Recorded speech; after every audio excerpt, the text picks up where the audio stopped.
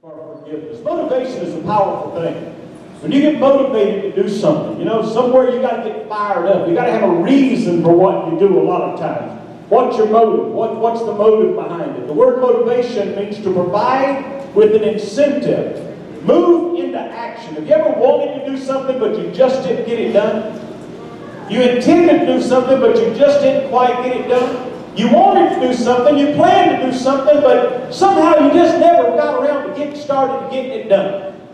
What is your motivation to whatever it is you do? How many of you ever wanted to go on a diet and lose weight and you started and you stayed for 2 days?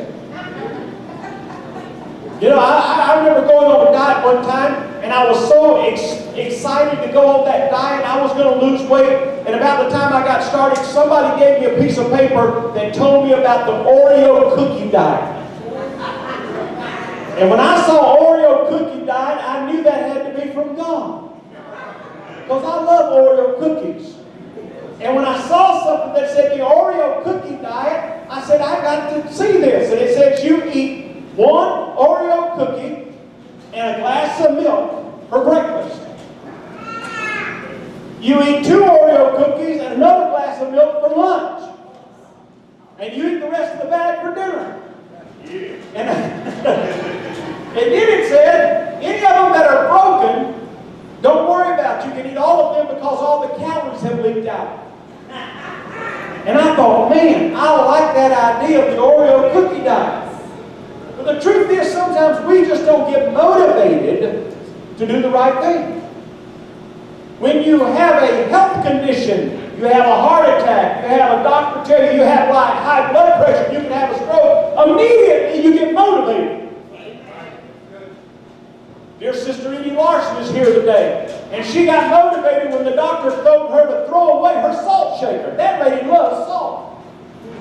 But when her blood pressure got up to 210 over 160 or 150 something, Stroke City, the doctor looked at her and said, throw away your salt shaker. Guess what? She probably still had to throw it away. She's stubborn. She's not motivated enough yet. We all have to have things to motivate us. She'll give me after church. Don't worry about that. I'll pay for that one. We have to have things to motivate us. My dad used to say he could stimulate a kid's brain through the seat of their britches. And he had a way of doing that. He could motivate me. He could get me going. When I didn't want to get going, my dad could get me going. Because he would give me motivation. Matter of fact, one of my high school coaches used to carry a little fiberglass paddle in his back pocket, and he had written on it, the motivator. And trust me, when he pulled it out, he'd get that motivator going. He'd get you motivated. Move them pudgy little legs. Let's go. But I want to talk to us today about motives, the reason for forgiveness. 2 stories. One, the heaviness of hatred about restitution. Kevin Turnell, it's a true story, is required every week to mail $1, a check for $1 to a family every week for 18 years. Every Friday he must mail a $1 check. The family sued him because of the death of their daughter. Their 18-year-old daughter was killed in an automobile accident. He was 17 years old and he was at the wheel of a car. And he was drinking. They were both drinking, but the daughter died. The family sued him. They won a $1.5 million judgment. But they chose to settle the judgment for $936 instead of $1.5 million. But the condition was that is $1 a week for 18 years. And every week he was required to drop that check in the mail on Friday. He was also required, after he did his jail time, to speak for 1 year about the dangers of alcohol in high schools. He paid that back for 7 years. He went around the high school speaking on the dangers of alcohol. But when he would miss a check 1 week, they would file a contempt of court charge against him and they would put him in jail. He begged them after 5 years, please let me pay this off. I will pay more And they said no. He said, I want to move past this. I'm still remembering that horrible night. And they said, we want you to remember just like we remember. You see, it's not about making restitution. He was willing to do that. They wanted him to feel the pain they were feeling. Sometimes when we've been hurt, we want somebody else to feel what we're feeling. That's not forgiveness. That's restitution. Then there was a bishop by the name of Donald Tippett. Was sitting in his office at the church one day when two young men dropped in, hoping to establish an alibi because they were fixing to go and rob a place and they wanted to establish an alibi. They were at church. The bishop had a phone call in another room. He stepped out to get it. The young men thought that somebody had found them out. The preacher maybe had sized him up, and they attacked him and they beat him senseless. Broke the bones in his face around his eye. He lost part of the use of one of his eyes. And it came time for their trial. This bishop showed up at the trial and he pleaded for leniency and he pleaded for mercy. He asked the court to please go easy on them. The entire time that they were in prison, he visited on a weekly basis. He went to see them. When they got out of prison, he helped both of them establish their lives. Matter of fact, he helped the one young man go to college and become, of all things, an ophthalmologist that could help fix his eye, and he helped pay for their schooling. Now, there's a difference between restitution and restoration. This man wanted them restored. There are ulterior motives sometimes in what people do. But forgiveness, reconciliation, and restoration needs to come for forgiveness to really happen. The Bible said in Philemon 9, verse number 19, read it for me again, verse number 19. I, Paul, have written it with my own hand. I will repay. Albeit, I did not say it to thee, how thou owest me, even thy own self besides. He said, I don't want you to forget this. I told you that if he owed you anything, I would pay it. Sir Thomas More, the Lord Chancellor of England under Henry VIII, spoke after he was convicted and tried and convicted and sentenced to death. He stood before the same people that convicted him, and he said, as the blessed Apostle Paul consented to the death of Stephen, he held the clothes of the men that stoned him to death, and yet both of them today, he said, are in heaven, and they continue as friends forever. He said, so I verily trust that each of you men that have condemned me to death today would know that I forgive you, and I hope one day to see you in heaven where we can renew a friendship. That's powerful. That's powerful. A man that's just been condemned to death and he knows he's not guilty, but he's been found guilty, and he looks at the people and says, I don't charge this to you. The words of Stephen, Lord, don't hold this sin against them. But the words of Jesus Christ, Father, forgive them, for they know not what they do. As he closes the letter to Philemon, Paul gives us insight to what the motives are for forgiveness. His gracious but expectant words are meant to be that final move and that push toward Philemon's heart to forgive. You see, everything that he said in these verses that we read has just a little seed of truth in them. He said, I want you to recognize it's an unpayable debt. He said, I want you to understand you have a possibility to be a blessing. And it's necessary for obedience. He said, you're acknowledging accountability when you do it. And it's important because you're maintaining the fellowship. But then he closes it with, it is a requirement for grace. The grace of God is reached to every one of us. How many of you received what you should deserve when you came to God? How many of you deserve punishment? How many of you deserve hell? But instead, you found grace.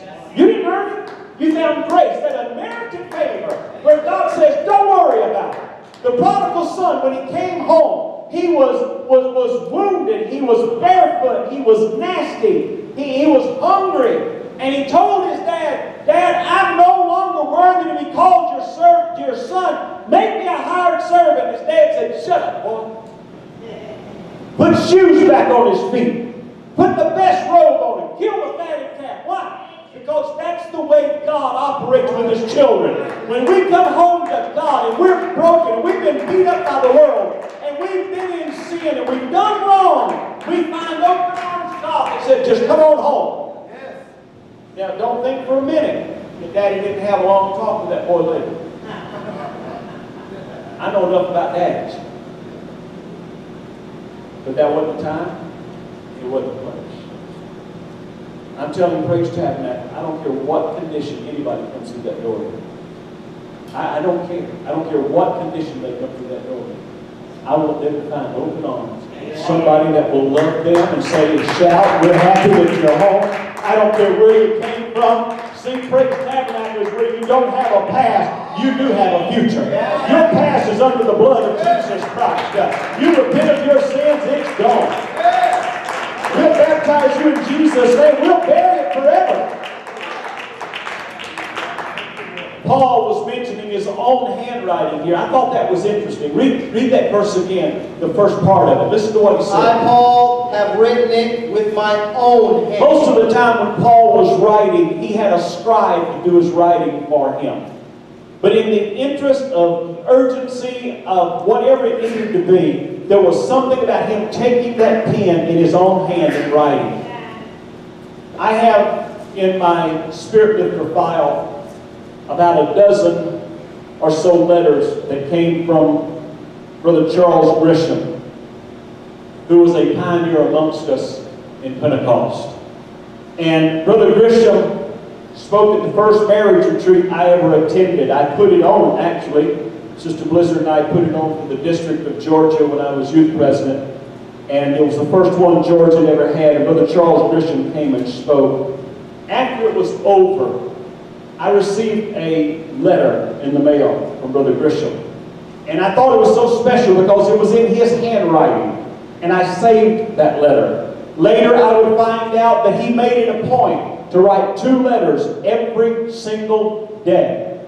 Every day of his life he wrote 2 letters to people that he felt like the Lord impressed him to write to. Over the course of the next 20 years, I was fortunate enough to receive about 10 of those letters. And each one was in that same flowing handwriting that he had. And 5 years ago, he had a stroke. He had a heart attack, then he had a stroke. And he has been unable to write. He's been unable to do anything more than just barely. Now he's learned to re-walk and different things of that nature. And I began to write to him. This past week, I spoke with his son, and they just moved him to a retirement assisted living home, he and his wife in Tulsa. And I just made connection this past week to fly in there. I told Sister Blizzard, I said, I've got to take a couple of days and go and talk to a man that have changed my life forever. I want him to anoint me. I want him to pray over me. He has some gifts from God that I want in my ministry and in the ability to touch couples, because his marriage retreats were just off the chain. They were the best ever. And I want his hands on my head before that man dies. He's in his mid-80s now. But I want him to touch my life in some way. I want him to pray over me. And I feel led of the Holy Ghost to have that happen, because, you see, I don't know how much longer he's going to be around.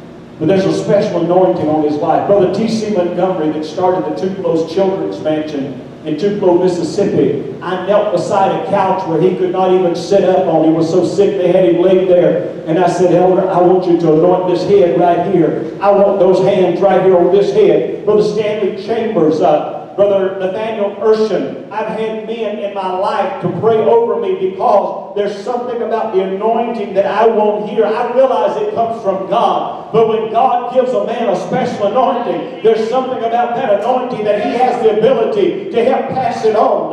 And I would tell these men, speak into my life.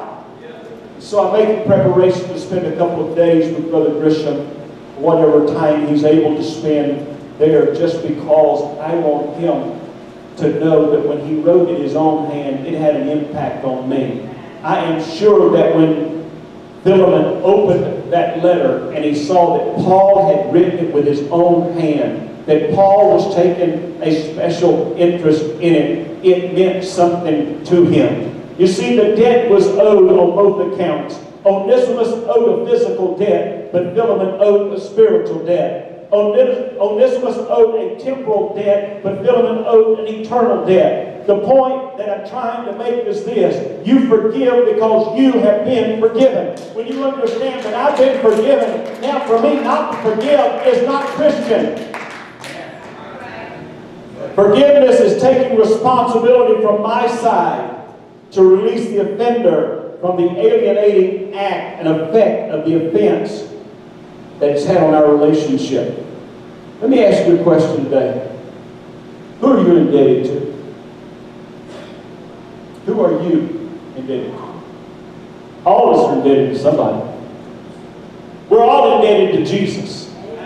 Every one of us. I owed a debt I could not pay, and it was growing every day.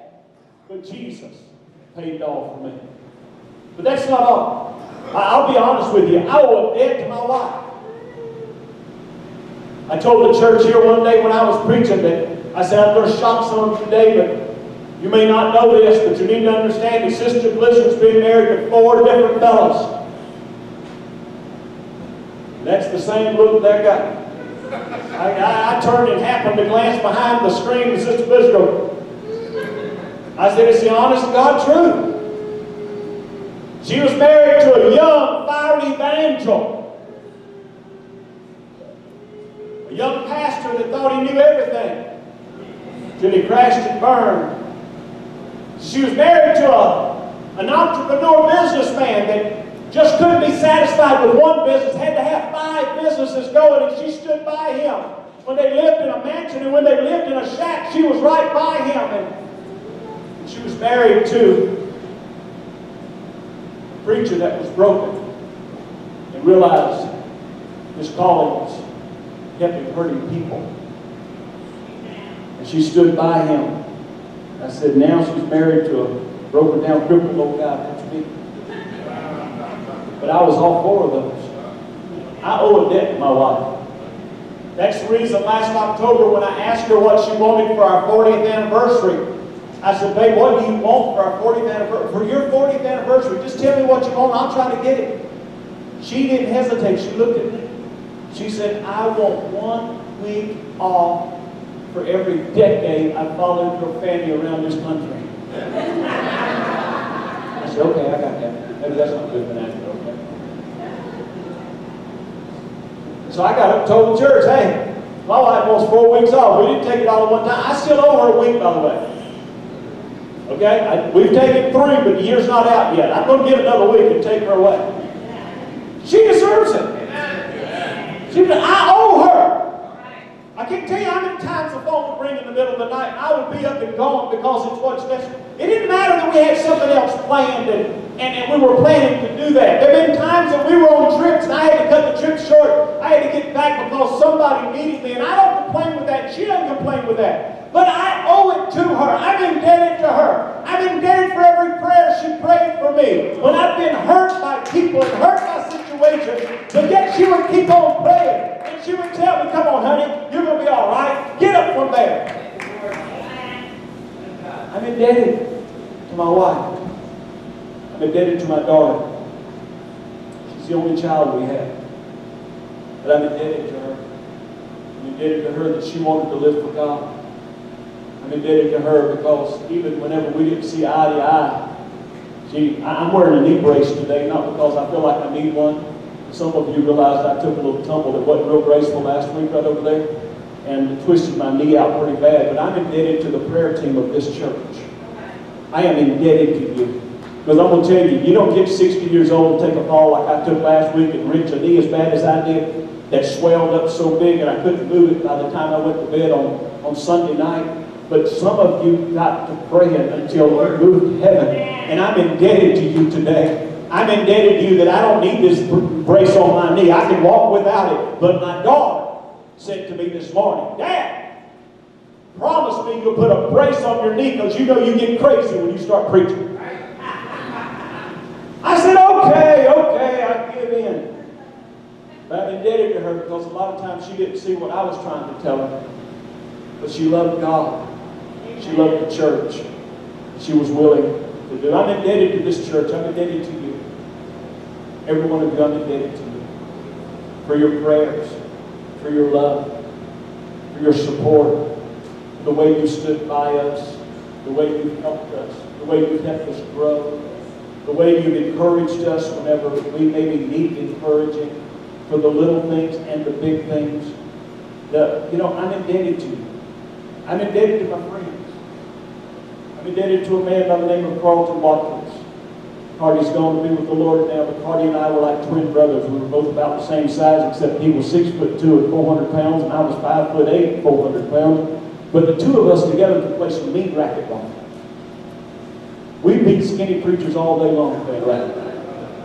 Because they didn't know whether we was going to run over them or hit them with a racket, or hit them with a racquetball, or we were pretty good playing racquetball. When you're that big, you learn to compensate for a lot of things. You get in their head. You play head games with them too. And Carlton was my accountability partner for over 30 years. He could call me up at any time and ask me anything. I'm indebted to Carlton Waters.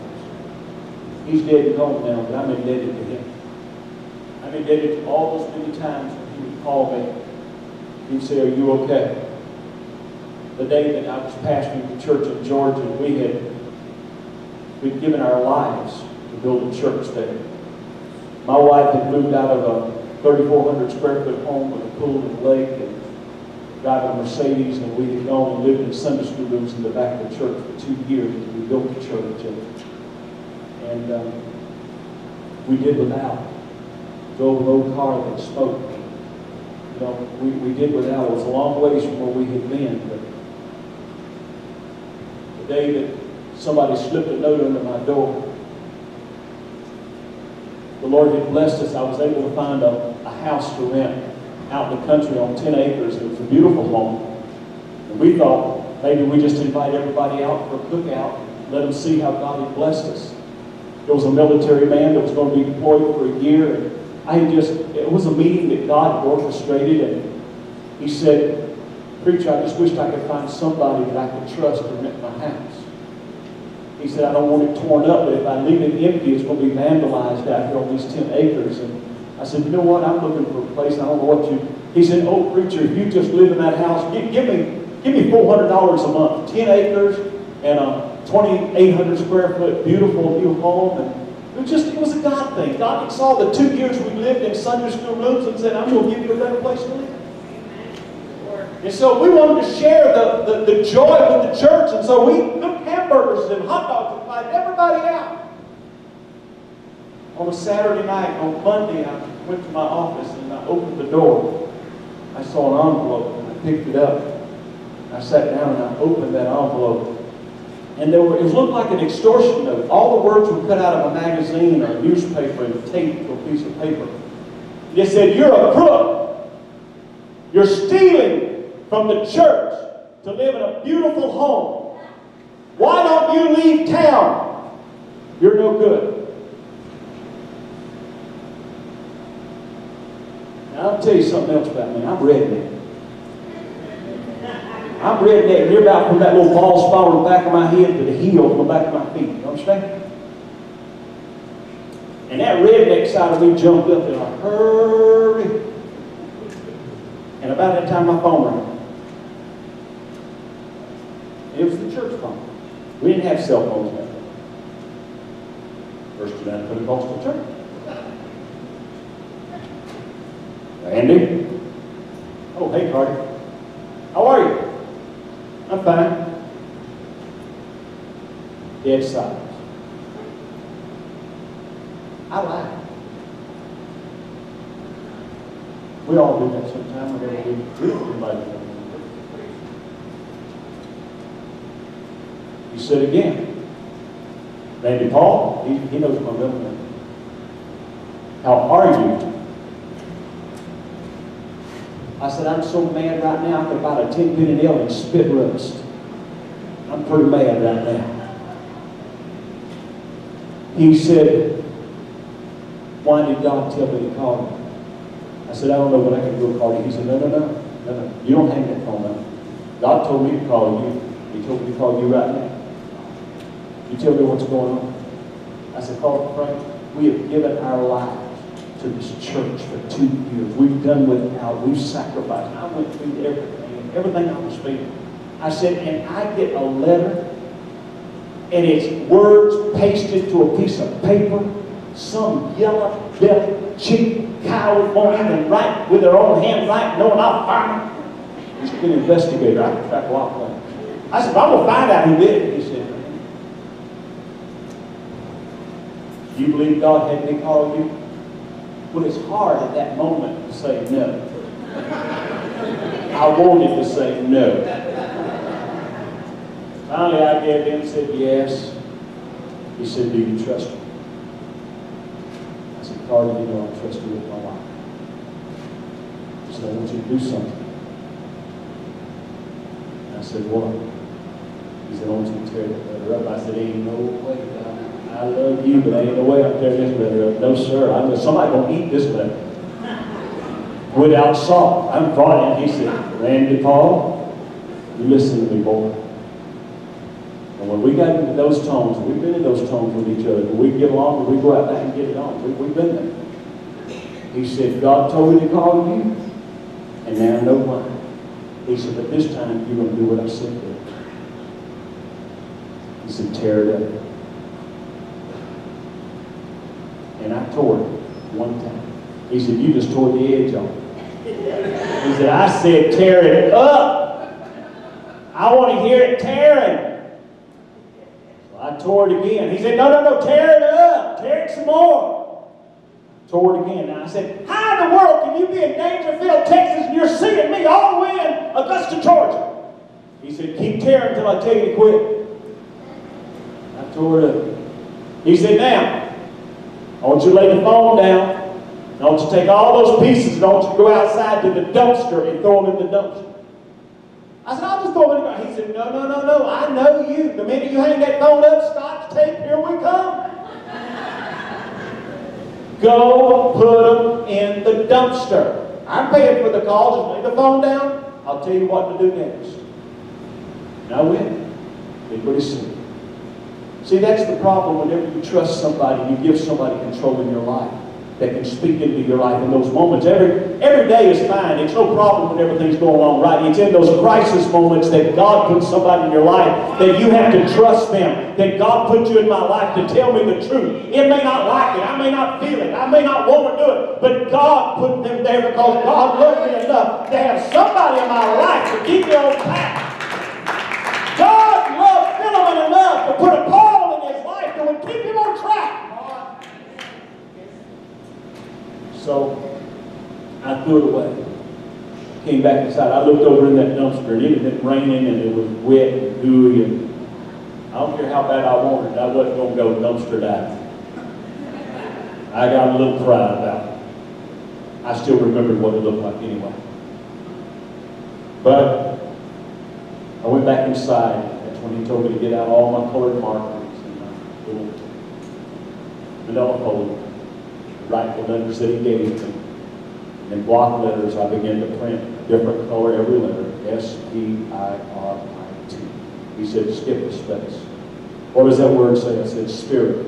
He said, now write below it, L-I-F-T-E-R, lifter. He said, that will become your number one most important file of your life, is your spirit lifter. He said, every time you get something good, every time you get a note from somebody, every time you get a thank you from somebody, he said, you put it in that spirit lifter file. He said, every day you have a bad day, you grab the spirit lifter file out and you start reading again and see how many good things you have to be thankful for compared to how many bad things happen in your life. He said, quit focusing on the negative things and start looking at the good things and get yourself a whole new attitude so that you can turn some things around. You know what? Just this past week, was moving some boxes around, and I opened a box. And from 1987, I found the Spirit of the file. Or 1989, I found the Spirit of the file that I fixed that very day. Oh, I have boxes. I have boxes full of Spirit lifter stuff now. I don't throw much stuff away when it comes to that. I burn a lot of other stuff. I destroy a lot of other stuff. But you know what? I have realized that there's something about keeping those things that are good and holding on to those things. The Bible says, for whatsoever things are lovely, whatsoever things are just, whatsoever things are honest, whatsoever things are good report, there be any virtue, be any praise, think on these things. Paul was trying to get across to Philemon. Philemon, listen to me. Let me have joy from you in the Lord. Refresh my heart in the Lord is what he's saying. Somewhere Philemon knew that he had been a blessing to a lot of people. If you go back to verse 7, it talked about that. But what he was saying is that, Philemon, you're going to benefit me in the Lord if you bring joy, because you use a good example of what forgiveness is about in the church. By forgiving Onesimus, Philemon would maintain the unity in that church, in the Colossian fellowship, and that it would bring real joy to Paul. There's nothing that a pastor likes better than to find a peacemaker. Somebody that's willing to just step out and say, you know what, come here, let's heal this, let's fix this. There's something in a joy of a pastor's heart to know, wow, you fixed what was wrong. You did what you needed to do. You took one for the team. And I'm going to tell you something. It's not always easy to take one for the team. But when you look back later and say, you know what, it doesn't identify who I am. I am a dirtball saved by grace. David had every opportunity to wipe out Mephibosheth at the table that day because he was a descendant of Saul. But David said, I don't deserve to be here. I'm just thankful that I'm here. Can I tell you something today? I don't deserve to be a Christian today. I don't deserve to be a pastor today. But because of the grace of God, because of His mercy and His grace, I'm here today. I'm going to tell you something. This whole group that you have preached to you, you wouldn't want any of us before Jesus. You wouldn't even want to be our friends. But God's brought us a long way. God's brought us a long way. He said, Philemon, what you do. Read verse 7. Verse 7 said, for we have great joy and consolation in your love, because the hearts of the saints have been refreshed by you, brother. He said, now, you blessed other people. He said, but this time I'm asking for a blessing. Wow. Wow. Well, that's tough. I love every one of you. And most of you have been around long enough that I feel comfortable enough I can come to your house and say, could I have a glass of iced tea? And if you didn't have any, you'd make some. If I was stranded, I feel comfortable enough that I could come up to, I won't say all of them, but most of you, say, can I borrow your car for a few minutes? And I feel comfortable enough that most of you, even those of you that are real picky, just reach in your pocket and say, sure, Pastor. If you need it, you can borrow. You can borrow. But see, that's the difference, because we have a relationship. I can tell you whatever I need to tell you. I can get right in your face. I can butt heads with you. I can get right in your face and say, listen to me. You better listen to me, because I'm going to tell you.